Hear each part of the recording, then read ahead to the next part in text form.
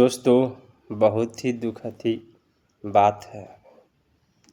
जो हम लोग के बड़े भाई है मनोहर चौधरी जी, उनकी कल शाम उनकी माता जी की देहांत हो जाती है, मृत्यु हो जाती है।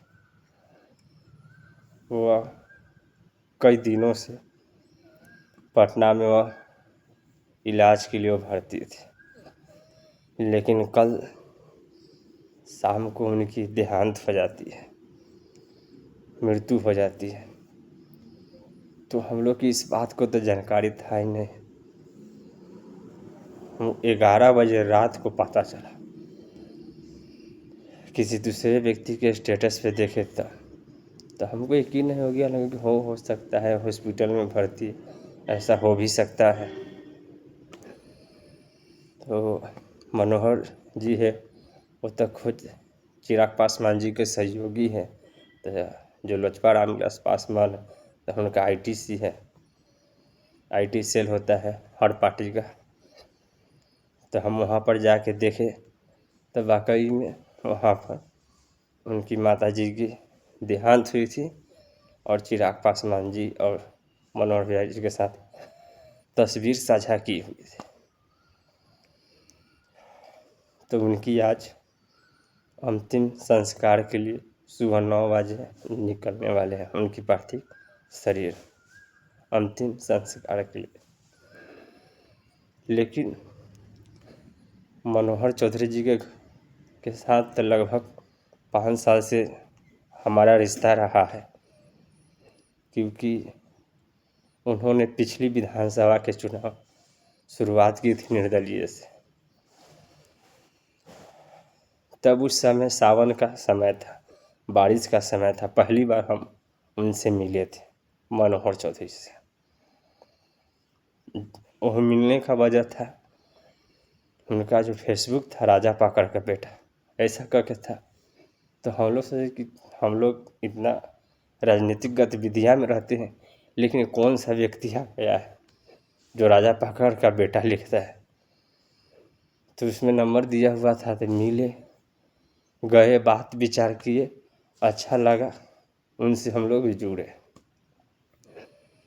2 महीना उनके साथ चुनाव के पहले थे, उनको क्षेत्र में अलग अलग घूमे, राजा पाकड़ विधानसभा के अंदर। मतलब प्रत्येक दिन हम 9 बजे उनके दरवाजे पर जाते थे, मतलब क्षेत्र में घूमने के लिए। घूमने के दौरान होता था कथे, उनकी माता जी थी जो उनके आज कल देहांत हो गई है, वो खाना लेके आया करते थे। मतलब कि जो भी उनके साथ रहने वाले थे या घूमने वाले थे, बेसी नहीं, 3 आदमी हुआ करते थे। 2 आदमी अजगर थे, एक हम थे। तो दोनों टाइम खाना वाना खिलाते थे, मतलब अपने बेटे की तरह मालूम करते थे। आते समय, खाते समय चाय हमेशा पूछते थे। लेकिन हम तो बाहर रह चुके थे, तो बेसी दिन तो हम गांव में रुक सकते नहीं हैं।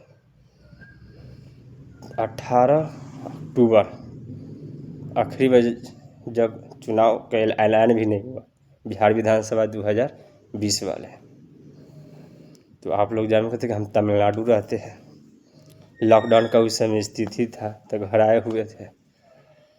तो आखिरी बार उनसे, जबकि मेरा उधर का रूट नहीं था जाने के लिए, फिर भी कैसे गए उनसे मिलने के लिए। नया गांव से होके सहदे गए, सहदे से उनके यहाँ मिले, बैठे। उसके बाद हम अनहराभर गाजीपुर होके हाजीपुर ऐसे गए।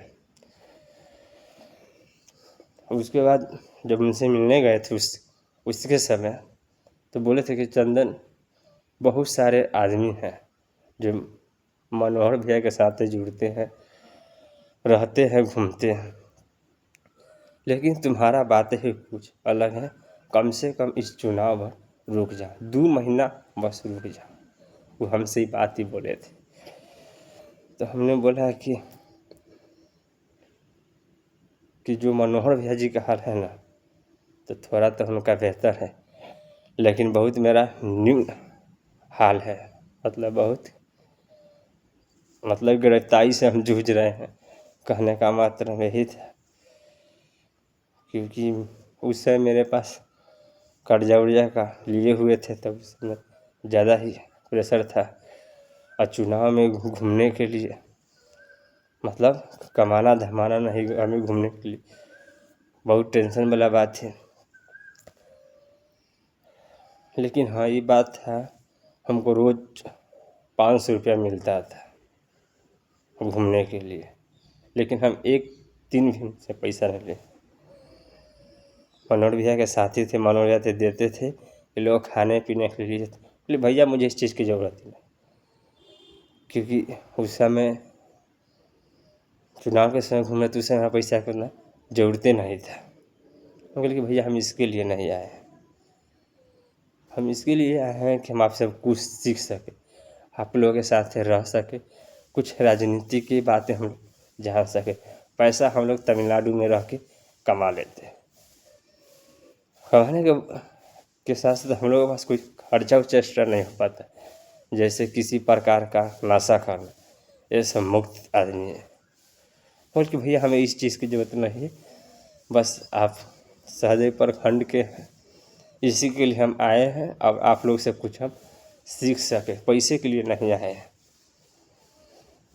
मतलब फिर भाईचारा के तरह रहा। अब 5 साल में मतलब 1-2 ही महीना बचा हुआ है।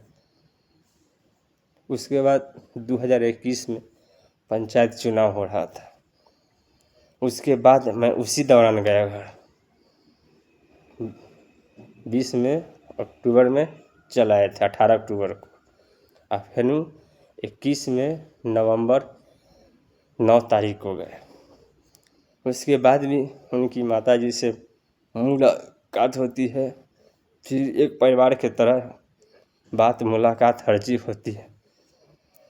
उसके बाद फिर रिटर्न चले आते हैं तमिलनाडु। उसके बाद फिर अभी तक गए नहीं उनके, क्योंकि मनोहर भैया उस समय दिल्ली रहते थे। हम कभी भी गांव जाते थे मात्र 10 से 15 ही दिन के लिए जा पाते हैं, ज़्यादा दिन हम लोग नहीं रह पाते। घर की स्थिति देखते हुए कि हम लोग का घर का स्थिति ऐसा है, तो ज़्यादा दिन रह नहीं पाते हैं। उसके बाद हो रहा होगा 15 से 20 दिन, उन्होंने हमसे संपर्क किया। वैसे ऐसे तो बात वो चीज़ चलता था, लेकिन फिर भी हमको वो फ़ोन किए कि चंदन क्या हाल है, क्या कर रहा है, गांव आया है, मिलवो नहीं किया है। हम कह के भैया जी मात्र हम कुछ ही दिनों के लिए आए थे, इस चीज़ की जानकारी भी नहीं थी कि मनोहर चौधरी पटना में रहते हैं। हमें तो पता था कि दिल्ली में है, जो भी काम होता है, जब बात विचार करना कैसे है, ठीक है, बस इतना ही हो जाता था। तो ज़्यादा हम लोग उनसे बात नहीं कर पाते हैं, हालांकि खुद किसी दूसरे के अंदर में रह के काम करते हैं, तो ज़्यादा फ़ोन करना नहीं रहता है, मतलब बस काम ही भर फ़ोन करते हैं। तो हाल ही 15-20 दिन पहले हमसे बात हुआ, तो मजाक में हम कह दिए क्या भैया इस बार चुनाव लड़िएगा क्या, हमको याद वाद किए है। तो कहते कि ना ही पता चला है कि तू गांव आया है। हम कहले कि हाँ गांव तो आए थे, लेकिन आप लोग से मुलाकात नहीं कर, कि मेरे पास ज़्यादा समय वक्त नहीं था। जो भी नज़दीकी वाले व्यक्ति थे उन लोगों से मिले, उसके बाद हम चले आए बाहर। हम कहले क्या भैया लगा दे वीडियो पोस्टर, ऐसा ही मजाक में। तो कैसे खैर देखो तुम अपना, मतलब खैर तुम देखो अपन। हम कहले ठीक है देखते हैं। तो मजाक में हम एक वीडियो बना के डाल दिए और चिराग पासवान जी से मांग कर दीजिए कि हमारे क्षेत्र के रहने वाले हैं मनोहर चौधरी जी, इनको रामविलास पार्टी से कर दीजिए। उनके साथ साथ उनको भी टैग भी कर दिए। तो बोले कि क्या कर रहा चंदन। हम बोले कि भैया हम मजाक में फिरकी लेने के लिए ऐसा कर दिए, ताकि क्षेत्र में जो राजापाकड़ विधानसभा अभी प्रत्याशियों का गतिविधि होता है या चुनाव की जोर शोर नहीं, कम से कम ये तो हो जाएगा कम से कम। मतलब हंसी मजाक के लिए कर दिया। उस वीडियो में गलती ये हो गया हमसे, अब 5 साल चुनाव के होने वाला था, उसमें हमको वोट कितना मिला था उतना दिमाग में नहीं था, हम 9,000 बोल दिए। लेकिन एक बड़े भैया है, उन्होंने कमेंट किए और बतलाया कि इतना वोट मिला है, तो हम उनको बोले कि फेसबुक में कमेंट कर दीजिए। कहले कि हम तो फिरकी लेने के लिए ऐसा ही, मतलब कि राजापाकड़ क्षेत्र में, ताकि कौन कौन प्रत्याशी खड़ा होने वाले हैं और किनको कौन सपोर्टर, इस जानने के लिए उनके नाम पर एक वीडियो बना के हमने डाल दिया। तो पता चला, तो यह समझिए कि एक मनोहर चौधरी जी के और हम लोग के लिए एक दुख की घड़ी है। तो जो भी साथी जाने के लिए उनकी अंतिम दान संस्कार में जाना चाहते हैं, तो सुबह 9 बजे से पार्थिव उनकी निकलेगी।